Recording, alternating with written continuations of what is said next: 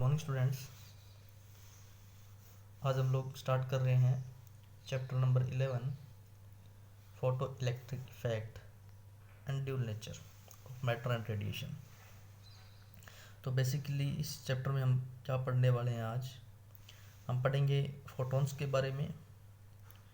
Photo electric effect क्या होता है, फोटो इलेक्ट्रिक इफेक्ट की स्टडी करने के लिए जो एक्सपेरिमेंटल सेटअप किया गया था वो क्या था, फोटो करंट जो होता है उस पर इंटेंसिटी, फ्रिक्वेंसी और पोटेंशियल का क्या इफ़ेक्ट होता है, और फोटो इलेक्ट्रिक करंट के वेरियस वेरिएशन देखेंगे हम किसके रिस्पेक्ट में किस तरीके से ये वेरी करता है। फोटो इलेक्ट्रिक इफेक्ट लॉज क्या है, आइंस्टीन फोटो इलेक्ट्रिक इक्वेशन क्या थी, और उसके बाद में आइंस्टीन फोटो इलेक्ट्रिक इक्वेशन की हेल्प से फोटो इलेक्ट्रिक इफेक्ट जो है उसके जो लॉज है उनको वेरीफाई करेंगे, और फाइनली फोटो इलेक्ट्रिक इफेक्ट के जो एप्लीकेशंस है वो क्या है वो हम लोग आज पढ़ने वाले हैं। तो स्टार्ट करते हैं चैप्टर। हम सबसे पहले फोटोन से स्टार्ट करेंगे। फोटोन्स क्या होते हैं? सिंपली फोटोन्स जो है वो एनर्जी का एक पैकेट है, ए बंडल ऑफ एनर्जी। ये जो फोटोन होते हैं इनकी जो एनर्जी होती है वो हम E=h से देते हैं। E=h और न्यू है फ्रीक्वेंसी, इसको हम लिख सकते हैं c/λ। तो एनर्जी ऑफ फोटोन जो होती है वो होती है E=h/hc/λ।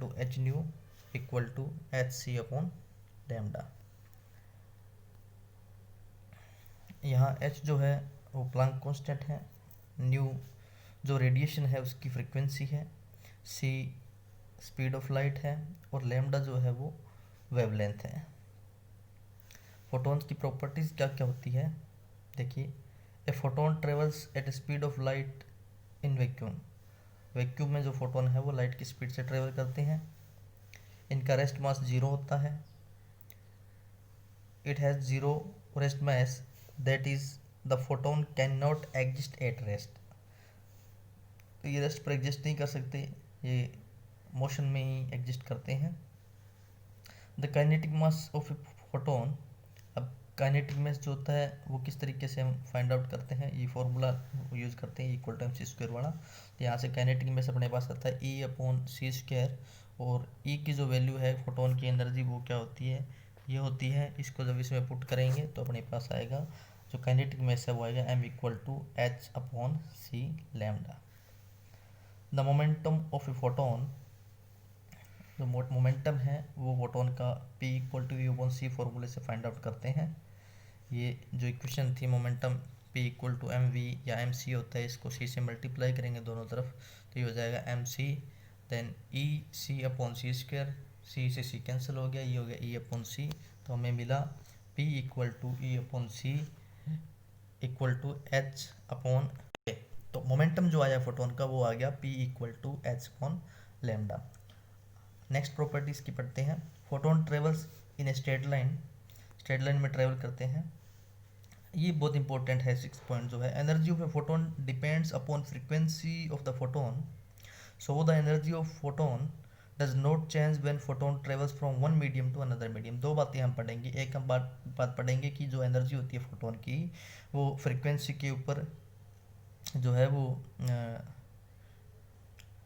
डिपेंड करती है, और ये energy of photon depends upon frequency of the photon, so the energy of the photon does not change when photon travel from one medium to another medium. जब एक मीडियम से दूसरे मीडियम में light travel करती है तो frequency change नहीं होती है। तो फ्रीक्वेंसी चेंज नहीं होती है तो इसका मतलब क्या हुआ कि एनर्जी फ्रीक्वेंसी पे डिपेंड करती है। तो फोटोन की जो एनर्जी है वो एक मीडियम से दूसरे मीडियम में जाने पर चेंज नहीं होती है, कांस्टेंट रहती है, सेम रहती है। वेवलेंथ की जब हम बात करते हैं तो wavelength of the photon changes in different media, so velocity of a photon is different in different media. Wavelength जो है वो चेंज होगी। जब वेवलेंथ चेंज होगी तो इसका मतलब क्या हुआ कि जो वेलोसिटी है फोटोन की वो क्या हो जाएगी, मीडिया चेंज होने पर चेंज हो जाएगी।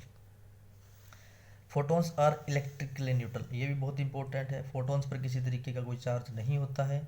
जब इन पर चार्ज नहीं होता है तो ये मैग्नेटिक और इलेक्ट्रिक फील्ड से भी इफेक्ट नहीं होंगे। फोटोन्स में show diffraction under given condition, कुछ कंडीशंस में ये डिफ्रैक्शन फिनोमेना को भी शो करते हैं। Photons are not deviated by magnetic and electric fields, ये हमने पढ़ा, क्योंकि इलेक्ट्रिकल न्यूट्रल है तो वो क्या नहीं होंगे, मैग्नेटिक और इलेक्ट्रिक फील्ड से डेविएटेड नहीं होंगे। आगे हम चलते हैं फोटो इलेक्ट्रिक इफेक्ट पर। फोटो इलेक्ट्रिक इफेक्ट होता क्या है, देखिए देखिए कोई भी मेटल अपने पास है, नॉन मेटल भी हो सकता है, लिक्विड भी हो सकता है, कुछ भी हो सकता है, इनकी सरफेस पर जब लाइट इंसिडेंस होती है तो एक सर्टेन फ्रिक्वेंसी से ज़्यादा की अगर लाइट होती है तो इनसे इलेक्ट्रॉन जो है वो इमिट हो सकते हैं। ये जो प्रॉपर्टी होती है कि लाइट से इलेक्ट्रॉन का इमिट होना, that is called photo electric effect. Technically पढ़ते हैं क्या होती है ये। The phenomena of emission of electrons from mainly metal surface exposed to light energy of suitable frequency is known as photoelectric effect। कोई भी किसी तरीके की फ्रीक्वेंसी जो है लाइट, वो एक्स रेज हो सकती है, Y rays, UV rays, visible light, infrared, कोई भी किसी तरीके की लाइट जब इंसिडेंट होती है तो फ्रीक्वेंसी सूटेबल होनी चाहिए उसकी, कम फ्रीक्वेंसी पे नहीं होगा, एक सूटेबल फ्रीक्वेंसी से ज़्यादा फ्रीक्वेंसी पर ये इफेक्ट अकर होता है। The electrons emitted by this effect are called photoelectrons।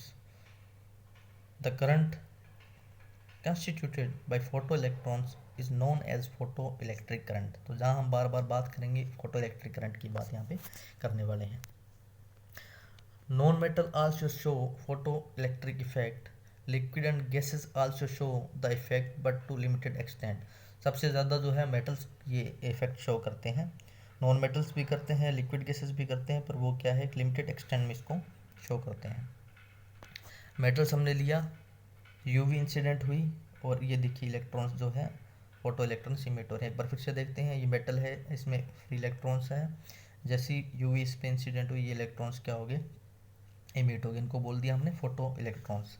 उसी तरीके से मैं बात करता हूँ मेटल्स के ऊपर।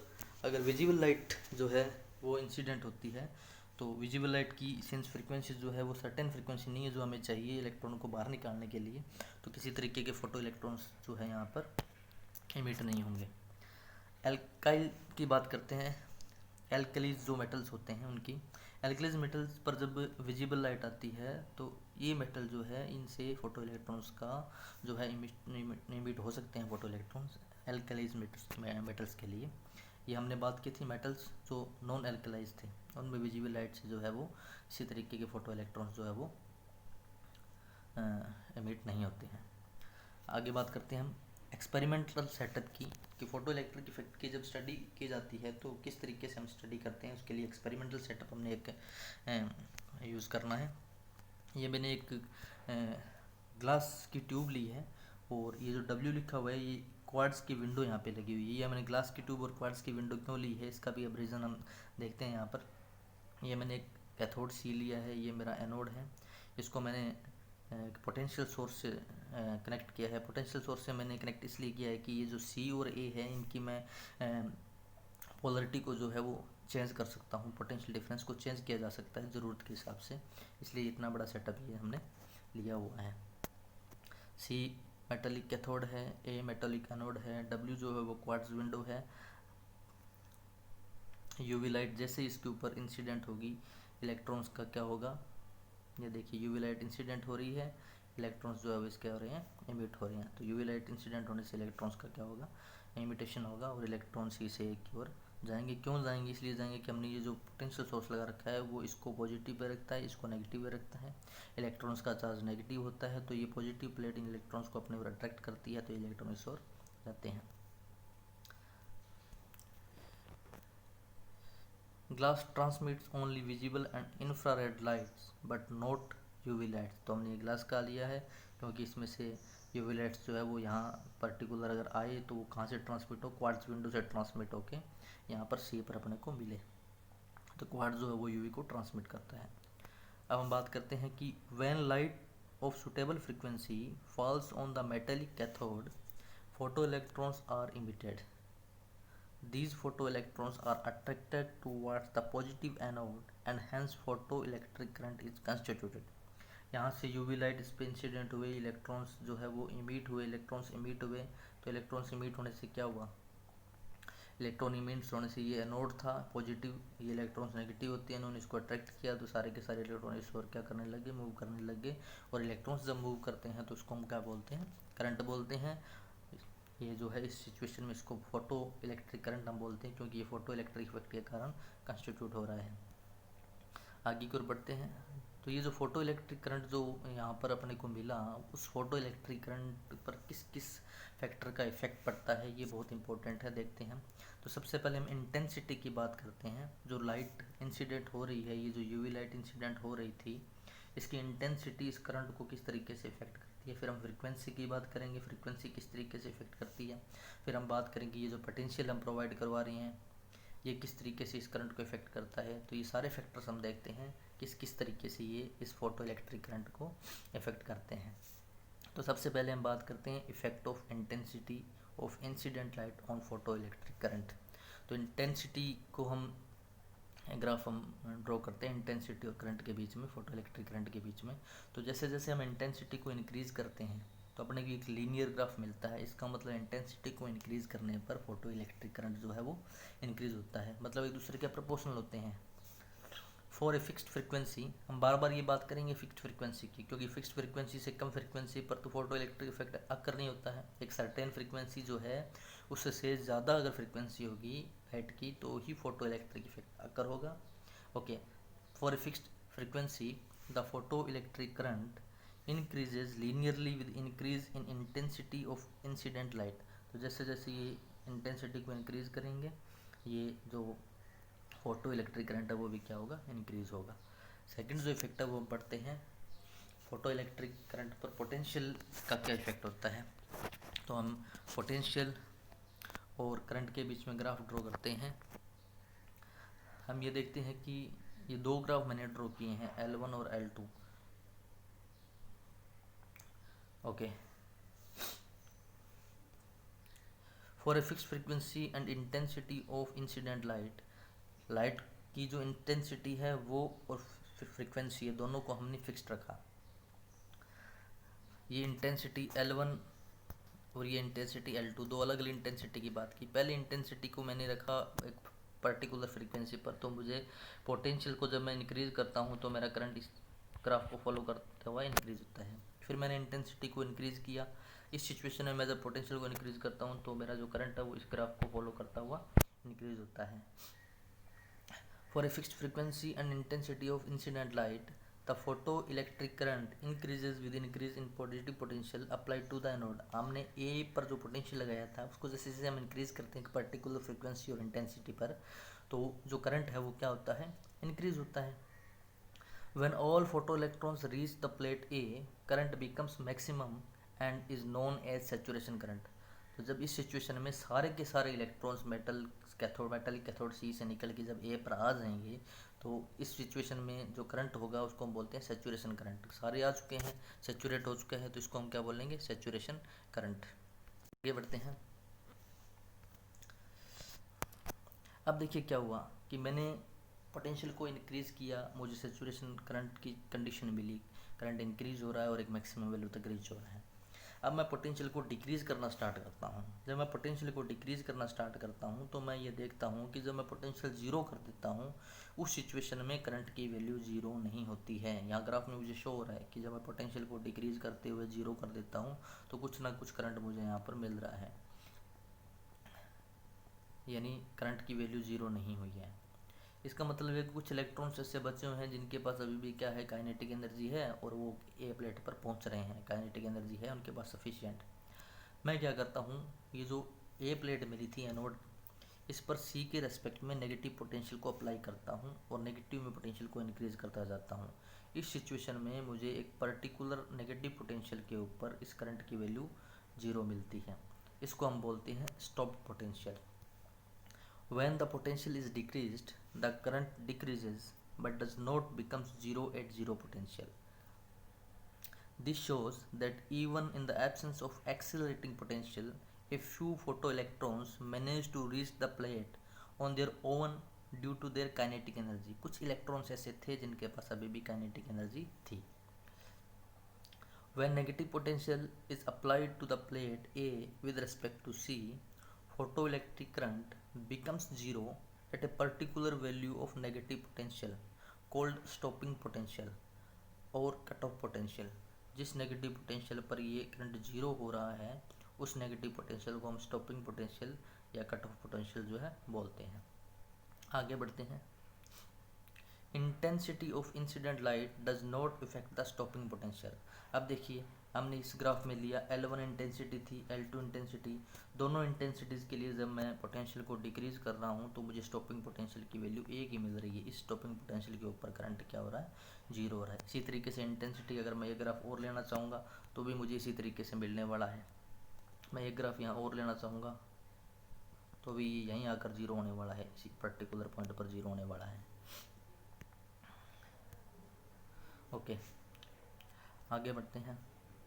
Effect of frequency of incident light on photo electric current. Photo electric current पर इंसिडेंट लाइट की फ्रीक्वेंसी का क्या इफेक्ट होगा वो हम स्टडी करने वाले हैं यहाँ पर। For a fixed intensity of incident light the photo electric current does not depend on the frequency of the incident light. एक फिक्स फ्रीक्वेंसी हमने ली, उस पर फोटो इलेक्ट्रिक करंट हमारा सेटअप हुआ। अब ये फ्रीक्वेंसी के ऊपर डिपेंड नहीं करेगा, because the photo electric current simply depends on the number of photo electrons emitted and in turn on the number of photons incident and not on the energy of the photons।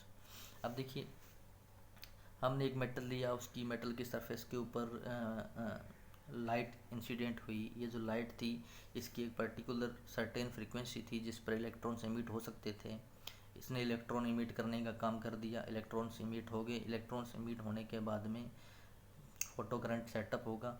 अब जो frequency है उस frequency पर photo current depend नहीं करेंगे। Frequency ने अपना काम कर दिया, इलेक्ट्रॉन्स को इमिट करवा दिया। अब फोटो करंट जो है वो सिंपली डिपेंड करता है कि कितने नंबर ऑफ फोटो इलेक्ट्रॉन्स जो है वो जनरेट हुए हैं, या जो एनर्जी जो है फोटोन्स की उस पर जो है वो डिपेंड नहीं करता है।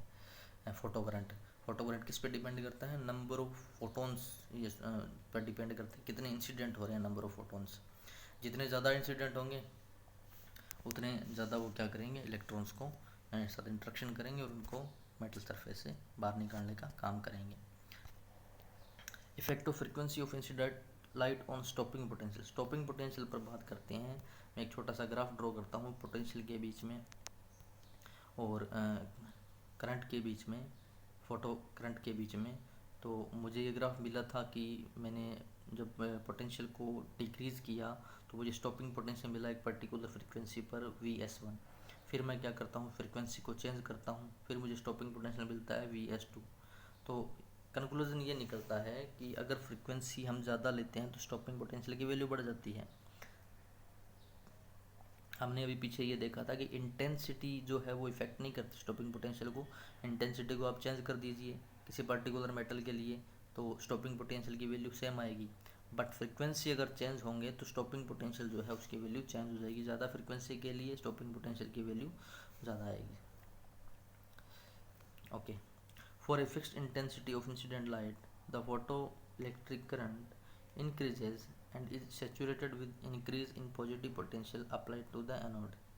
ये हमने देखा फिक्स्ड इंटेंसिटी की लाइट जो है वो जैसी अपने पास आती है मेटल की सरफेस पर तो फोटो इलेक्ट्रिक करंट जो है वो इंक्रीज होता है। पोटेंशियल इंक्रीज करने से सेचुरेशन पर पहुंचता है।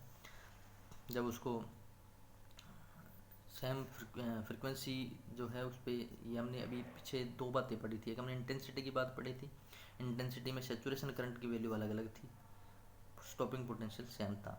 यहाँ फ्रीक्वेंसी की बात करें, यहाँ सेचुरेशन करंट सेम होगा और स्टॉपिंग पोटेंशियल जो वो क्या होती है, डिफरेंट मिलते हैं। When potential is decreased and taken below zero, photoelectric current decreases to zero, but at different stopping potential for different frequencies। तो डिफरेंस जो अलग अलग फ्रीक्वेंसीज होगी उनके लिए स्टॉपिंग पोटेंशियल भी क्या होगा, यहाँ पर अपने को अलग अलग मिलने वाला है। Higher the frequency higher the stopping potential, ये हमने इस ग्राफ से देख लिया है। थ्रेशोल्ड फ्रीक्वेंसी क्या होती है,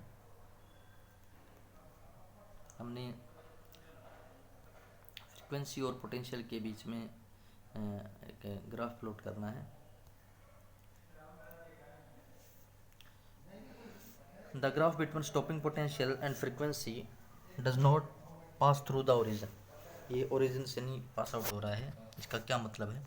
it shows that there is a minimum value of frequency called threshold frequency below which photoelectric emission is not possible, however high the intensity of light may be. It depends on the nature of the metal emitting photoelectrons. ये threshold frequency होती है, सभी metals के लिए अलग अलग होती है। ये हर मेटल के लिए उसकी अपनी एक वैल्यू होती है, पर हम ये देखते हैं कि हर किसी फ्रीक्वेंसी के ऊपर जो है वो इलेक्ट्रॉन का एमिशन नहीं होता। एक पर्टिकुलर फ्रीक्वेंसी होती है, उस पर्टिकुलर फ्रीक्वेंसी पे ही इलेक्ट्रॉन का एमिशन होता है। उस पर्टिकुलर फ्रीक्वेंसी, सर्टेन फ्रीक्वेंसी को हम थ्रेशोल्ड फ्रीक्वेंसी बोलते हैं, जिस पर इलेक्ट्रॉन का एमिशन होना स्टार्ट होता है। अब हम पढ़ते हैं laws of photo electric emission.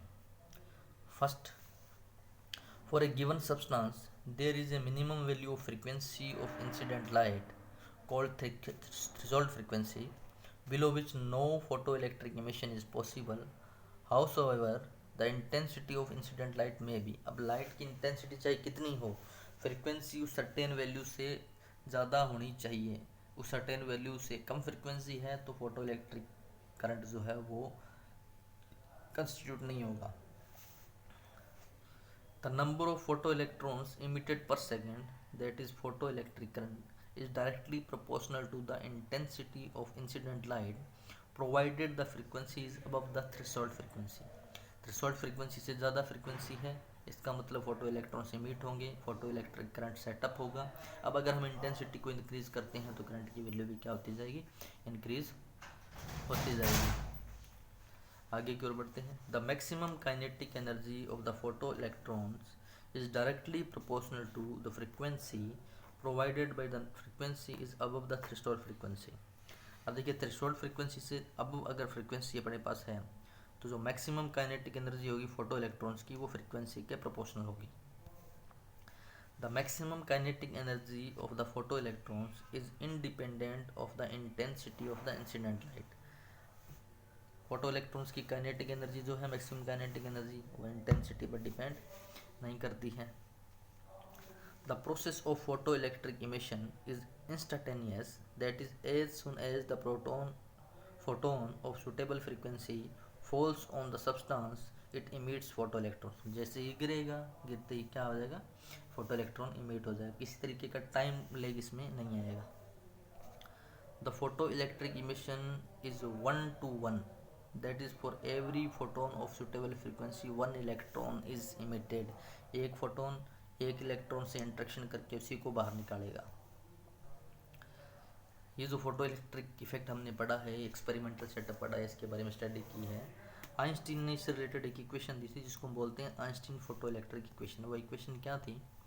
When A photon of energy h nu falls on a metal surface, the energy of the photon is absorbed by the electrons and is used to in two ways। Einstein ने हमने बताया कि ये जो incident होती है light, इस light की जो एनर्जी है, फोटोन की जो एनर्जी है एच न्यू, वो दो काम में हम यूज़ होती है मेटल की सरफेस पे जैसे गिरता है। पहला काम तो क्या होता है? मेटल की सरफेस, मेटल के अंदर से इलेक्ट्रॉन को बाहर निकालने का। दूसरा काम होता है इस इलेक्ट्रॉन को काइनेटिक एनर्जी प्रोवाइड करवाने का। A part of energy is used to overcome the surface barrier and come out of the metal surface. This part of energy is called work function. ये जो मेटल की surface से जो electron को हम निकाल रहे हैं बैरियर से, वो जो एनर्जी है that is called work function, उसको हम बोलेंगे वर्क फंक्शन। दूसरी काइनेटिक एनर्जी प्रोवाइड करवाएगी। The remaining part of the energy is used to giving a velocity v to the emitted photoelectrons. This is equal to the maximum kinetic energy of the photoelectrons, half mv max square, where m is the mass of photoelectrons। तो जो भी S new का photon incident होता है, दो काम करता है। पहला वर्क फंक्शन का काम करता है, यानी इलेक्ट्रॉन को मेटल की सरफेस से बाहर निकालता है। दूसरा काम करता है इसको मैक्सिमम काइनेटिक एनर्जी प्रोवाइड करवाने का। मेटल था, फोटोन एच न्यू का इस पर इंसिडेंट हुआ, ये एक काम हो गया। फोटो इलेक्ट्रॉन्स जो है वो इससे सरफेस पे, मेटल से सरफेस पर आ गया। Phi equal to H nu, इसको बोल दिया वर्क फंक्शन। अब ये यहाँ से जा रहा है तो इसको काइनेटिक एनर्जी मिल रही है हाफ एम वी स्क्वायर। ये भी कौन करता है? एच न्यू इसको प्रोवाइड करवाता है। According to law of conservation of energy, conservation of energy क्या कहता है कि ये जो एनर्जी है वो इस एनर्जी के क्या होनी चाहिए, इक्वल होनी चाहिए। Then H nu equal to 5 + ½ mv max square, 5 H nu naught, जिसको हम थ्रेशोल्ड फ्रीक्वेंसी बोलेंगे, एच न्यू नोट जो हमारे पास एनर्जी है, थ्रेशोल्ड एनर्जी है। Then ½ mv square is equal to H nu minus new naught. ये जो इक्वेशन आई है this is called Einstein's equation, इसको बोलते हैं Einstein equation. ½ mv max square equal to H nu minus new note. Verification of laws of photo electric emission based on Einstein photoelectric equation. ये जो Einstein की photo electric equation पढ़ी है, इस equation के बेसिस पे हम क्या करते हैं, अभी जो हम पीछे लॉज पढ़ के आए थे फोटो इलेक्ट्रिक इफेक्ट के, उनको वेरीफाई करने की कोशिश करते हैं। ओके, ये इक्वेशन फर्स्ट हम बात करते हैं। If new is less than new note then half maximum square is negative, which is not possible. Therefore, for photoelectric emission to take place, nu is greater than nu naught. कोई भी जो particle होता है उसकी kinetic energy कभी negative नहीं होती। तो आइंस्टीन की फोटो इलेक्ट्रिक इक्वेशन में हम देख रहे हैं कि अगर न्यू जो है वो न्यू नोट से कम है तो किसी तरीके का फोटो इलेक्ट्रिक इमिशन नहीं होने वाला है। Since one photon emits one electron, so the number of photoelectrons emitted per second is directly proportional to the intensity of incident light. जो ना फोटो इलेक्ट्रॉन्स है या फोटो करंट जो है, क्योंकि फोटो इलेक्ट्रॉन्स जो इमिट होंगे पर second that is called photo electric current, वो डायरेक्टली प्रोपोर्शनल होता है इंटेंसिटी ऑफ इंसिडेंट लाइट के।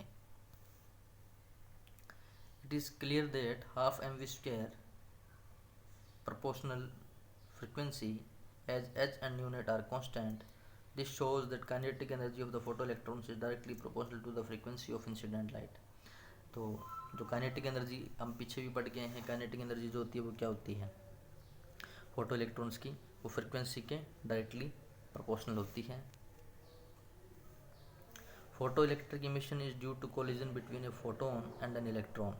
As such there can be any significant time lag between the incident of photon and emission of electrons, photoelectrons, that is the process is instantaneous. It is found that delay is only 10⁻⁻8 second.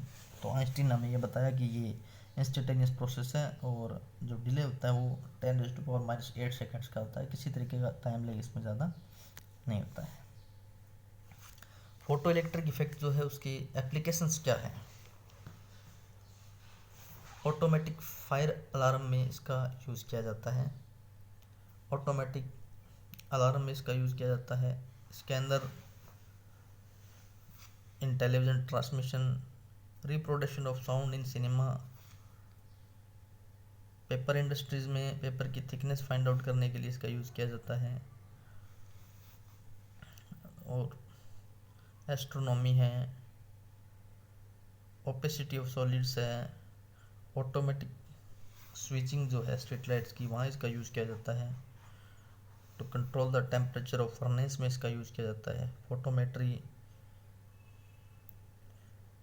Skin में भी इसका use किया जाता है। Light metres जो है वहाँ इसका यूज़ किया जाता है। फोटो इलेक्ट्रिक शॉर्टिंग में इसका यूज़ किया जाता है। फोटो कटिंग में इसका, काउंटिंग में इसका यूज़ किया जाता है। मेट्रियोलॉजी में इसका यूज़ किया जाता है। तो ये इसके कुछ वो एप्लीकेशंस है जहाँ जहाँ फोटो इलेक्ट्रिक इफेक्ट का हम यूज़ कर सकते हैं। तो ये हमारा आज का टॉपिक था, फोटो इलेक्ट्रिक इफेक्ट बहुत इंपॉर्टेंट है, स्पेशली आइंस्टीन इक्वेशन जो है वो बहुत इंपॉर्टेंट है। Thank you, have a nice day.